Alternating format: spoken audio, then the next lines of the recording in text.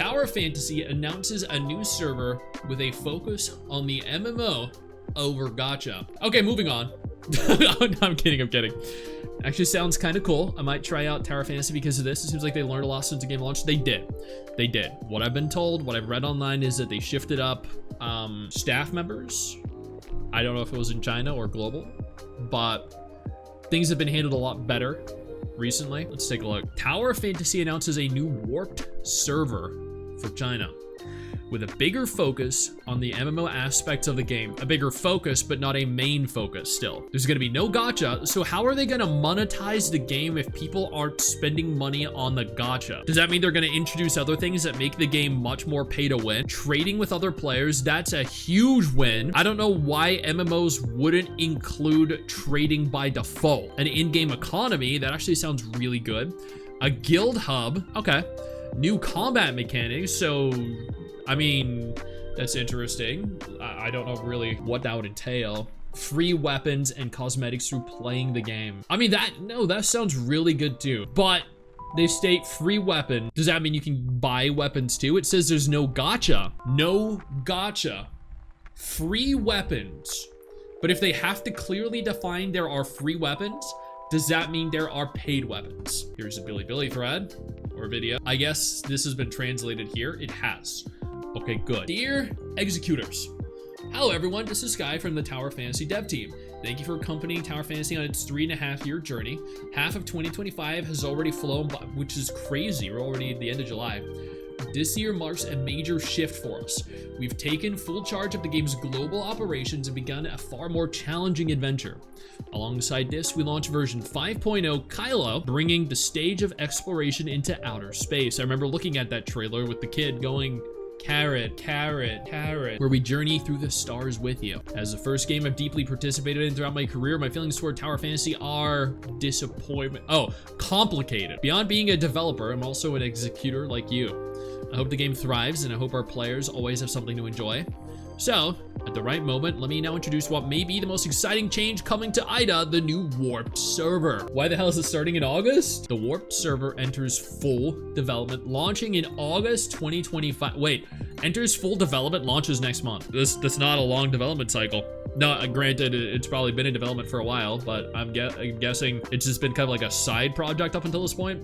After completing the preparation phase, we're ready to unveil the Warped server this August. Wait, launching August, but unveiling the server this August. What is it? Is it launching, or are you just unveiling it?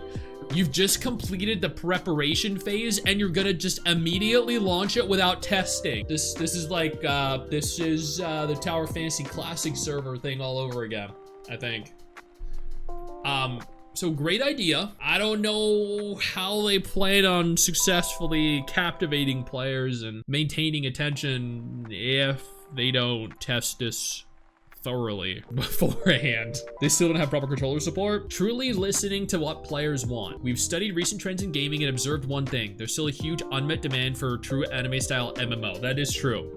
That is true. Anime MMOs are my favorite. Players want a game that combines rich, stylized character designs. Unfortunately, that's not Tower Fantasy. Let's be honest.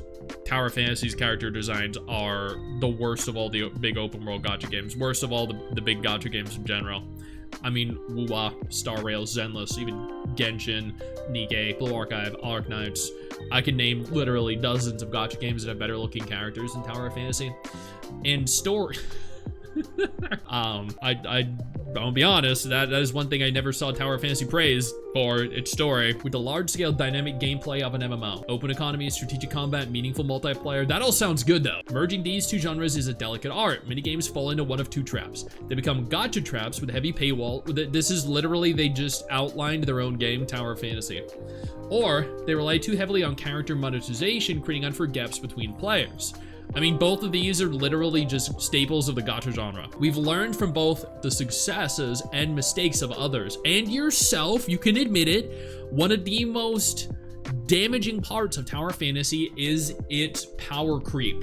Love or hate the game, everyone knows the power creep is atrocious. Now we believe we found a balance point that suits TOF, and we're ready to boldly launch the Warped server as our answer to that long-standing wish. Okay, you know what, I'm okay, I'm excited. Why Tower Fantasy can actually pull this off. From the start, TOF has been positioned as an open world sci-fi game with strong multiplayer element. Well, it's been classified as an MMO, not a multiplayer game. A foundation that aligns closely with MMO gameplay. Our surveys confirm 2 key things. It is increasingly recognized for its anime aesthetic. No, Tower of Fantasy is increasingly recognized as the failed Genshin killer. Before we go any further, I do want to take a moment here to thank all of my incredible patrons over on Patreon and my YouTube channel members who allow for me to continue to do dedicated videos like this every single day. You guys are absolutely phenomenal, and I genuinely cannot thank you all enough for the support. A significant portion of our player base has MMO experience, it's true, forming a strong overlap with our core users. A significant portion of our player base, all 3 of you. This gives us a head start. In designing the Warp server, we doubled down on what players expect from an MMO while shaking off the traditional pitfalls. The MMO trinity of Warp server: no gacha, full trading, seasonal resets. Wait, seasonal resets. I don't know, man. I don't know about that. I know that's definitely gonna appeal to some people, but when I played Once Human, I think one of the most complained about aspects of it was the seasonal resets. I don't think seasonal resets for an MMO is a good idea. Maybe that's just me.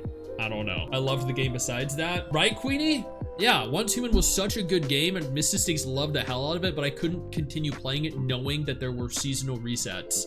That immediately made me quit, and I couldn't play it anymore, and she was so sad to hear that. 4 key transformations of the Warp server. We've heard all your feedback. The game is too expensive. True. The numbers are bloated. True. That's actually the same case with Neverness Whoeverness. I can't keep up because it's too expensive. See option 1. There's nothing to do. Yeah, because you can't keep up because the game is too expensive. All these all these suffer from the game being heavily pay to win. We're responding with major changes.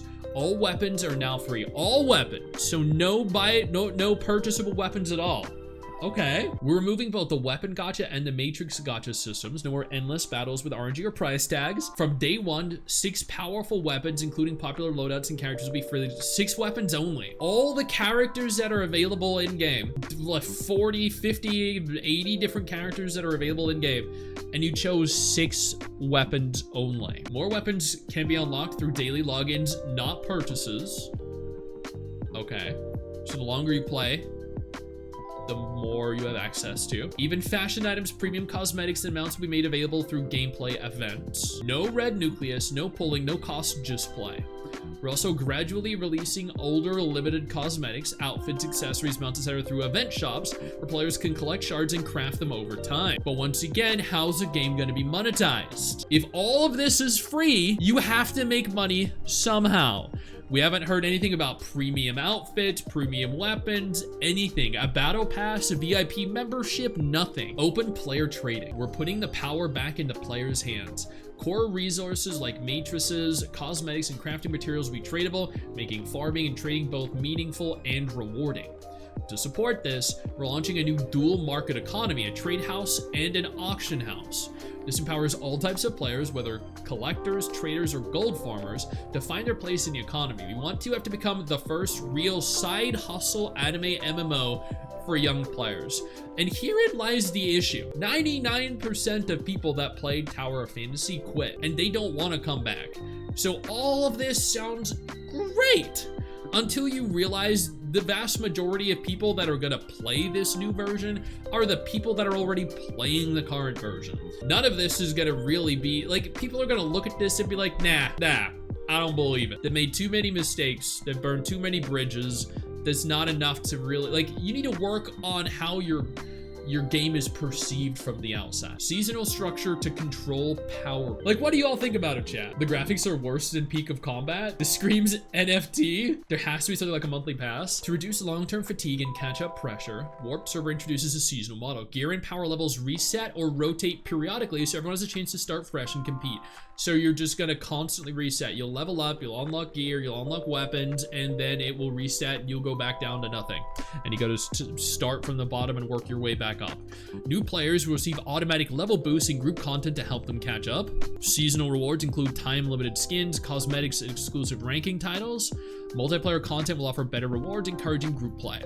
Every moment becomes a perfect time to jump in, no more gear or fear of falling behind. So what I'm gathering from this, if new players automatically get level boosted to current content, it doesn't matter if you play then, right? You can start day 1 or day 100.